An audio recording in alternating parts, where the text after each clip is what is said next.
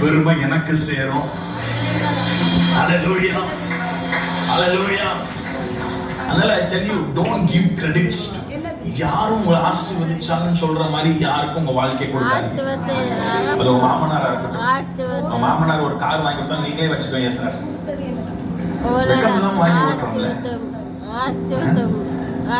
யாரும் வாங்கி நினைச்சுக்கோங்க. அடுத்த டைம் வாங்க.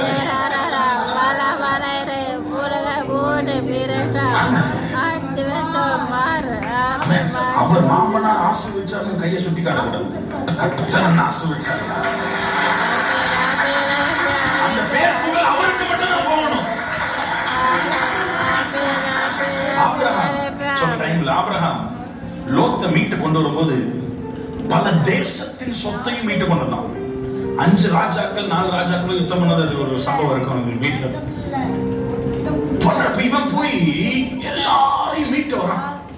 அந்த 318 கைப்பிடிந்த வேலைக்காரங்களை வச்சு போய் எல்லா சொத்தையும் மக்களையும் கொண்டு வரான். கொண்டு வந்தனே சோதம் ராஜா சொல்றான், ஐயா மக்களை மட்டும் எனக்கு கொடுத்துரு, எல்லாத்தையும் என்ன பண்ணிக்கோ, வச்சுக்கோ. உடனே அவன் சொல்றான், எனக்கு ரொம்ப பிடிக்கும், சிரட்டையாகிடும் காலில் செருப்பு வாராகின்னு எடுக்க மாட்டேயா. அந்த வசனத்தை வாசித்துடலாமா? அந்த வசனத்தை வாசித்துடலாமா?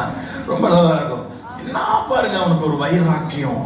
அப்புறம் சொல்லுவ, நீ என்ன ஆசீர்வதிச்சிட்டடா அப்படின்னு நீ சொல்லுவ. ஹalleluya.